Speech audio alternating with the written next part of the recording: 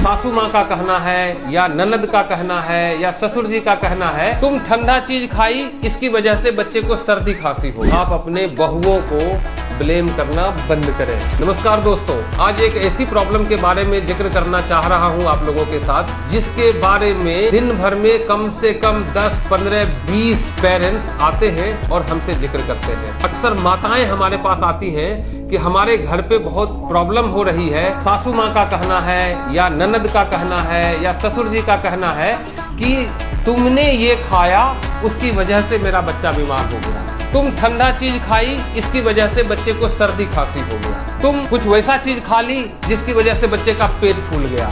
एक डॉक्टर की हैसियत से, एक डॉक्टर के नाते आप लोगों से रिक्वेस्ट करना चाहता हूँ कि प्लीज आप अपने बहुओं को ब्लेम करना बंद करें। किसी चीज के खाने से माँ चाहे कुछ भी खाए, बच्चे पे इसका असर लगभग नहीं ही होता है। बच्चे को सर्दी खांसी हो गया, इसका माँ के खाने से कोई लेना देना नहीं है। सर्दी खांसी हो जाता है मौसम में बदलाव की वजह से, सर्दी खांसी हो जाता है एक्सटर्नल इन्फेक्शन की वजह से, सर्दी खांसी हो सकता है जब अचानक से टेम्परेचर का डिफरेंस हो जाता है उसकी वजह से, अचानक से बहुत ज्यादा गर्म कपड़े पहना दिए, कभी कम कपड़े पहनाए, कभी ठंड में घुमा दिए, कभी बहुत ज्यादा एसी में रख दिए, उन सब की वजह से भी सर्दी खांसी हो सकता है। ये कहना कि माँ ने ये खा लिया उसकी वजह से हो गया, ये गलत है।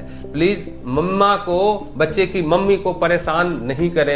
आप लोग समझिए, बच्चे के मम्मी के खाने से बच्चे पे इसका असर नहीं होता। दूसरी चीजें कहते हैं कि बच्चा का पेट फूल गया, बच्चा का ग्रोथ नहीं हो रहा है, माँ ई खाए ललके, माँ ऊ खाए ललके। बच्चे के किसी भी चीज के खाने से बच्चे का पेट भी नहीं फूलता है। बच्चे को पेट फूल रहा है तो आप दूध पिलाने के बाद बच्चे को डकार लगाएं, थपकी लगाएं, तो बच्चे को कंफर्ट महसूस होगा। डकार ले लेगा तो दूध पचेगा बढ़िया से।